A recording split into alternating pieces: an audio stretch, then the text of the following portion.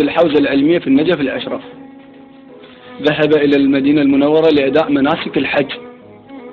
بعدما أكمل مناسك الحج التقى برجل من سكنة المدينة، فقال له: من أين أنت يا أخ العرب؟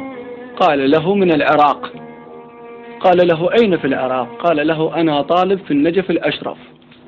فقال له: بعد أن تستكمل مناسك الحج هل ستعود إلى العراق؟ قال: بلى. قال له: لماذا لا تبقى عندنا في المدينة؟ نزوجك ونعطيك سيارة ونعطيك بيت وراتب وتتعلم وتتعمم إن شئت.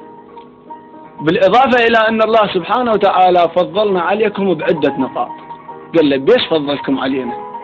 قال له: جعل الكعبة يمنه وما خلاها يمكن، وخلى بير زمزم يمنه وما خلاه يمكن، وخلى يمنه قبر الرسول صلى الله عليه وسلم وما خلاه يمكن، ما قالوا آلي، وخلى يمنه دار الأرقم اللي أسسوا به الدعوة الإسلامية وما خلاه يمكن. بعد انت ايش عندك راجع للنجف؟ جاوب هذا الطالب، خلي بالك وياي. قال له: إذا يمكم الكعبة وبيدكم زمزم، وإذا يمكم محمد يمنى ابن العم، وعلي نفسه محمد بالنفس والروح، وقل لي الواحد على اثنين يتقسم. إذا يمكم الكعبة وبيدكم زمزم، وإذا يمكم محمد يمنى ابن العم، وعلي نفسه محمد بالنفس والروح، وقل لي الواحد على اثنين يتقسم. علي نفسه محمد يشهد الإسلام، لأن لو ما علي الإسلام ما يسلم. علي نفسه محمد يشهد الإسلام، لأن لو ما علي نفسه محمد يشهد الإسلام، لأن لو ما علي الإسلام ما يسلم. علي نفسه محمد يشهد القرآن، والقرآن ويا المرتبط أقلم.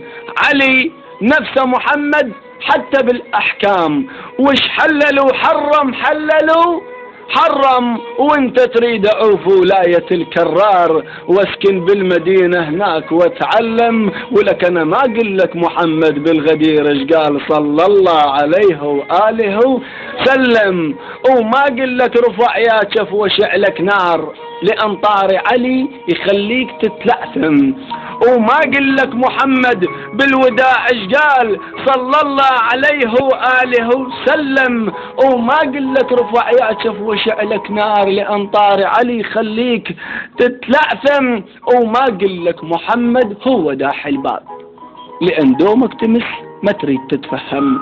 وما قل لك محمد نفسه داح الباب، لأن دومك تمس ما تريد تتفهم. وما قل لك أتبعث كي سكنت هناك، لأن عندي يقين مقلد الأعلم. وما قل لك الطائف والنجف فدراي، لأن علم النجف كل يوم يتقدم. وما قل لك أريد زيارة المختار، ولا بدار الأرقم أمشي واتعمم. وتعرف ليش ما زور النبي المختار، وتعرف ليش دار الأرقم تهدم. ولك تعرف ليش ما زور النبي المختار، وتعرف ليش دار الأرقم تهدم، لأن نفس محمد بالنجف مدفون، ولليعقوب هسه تحول الأرقم.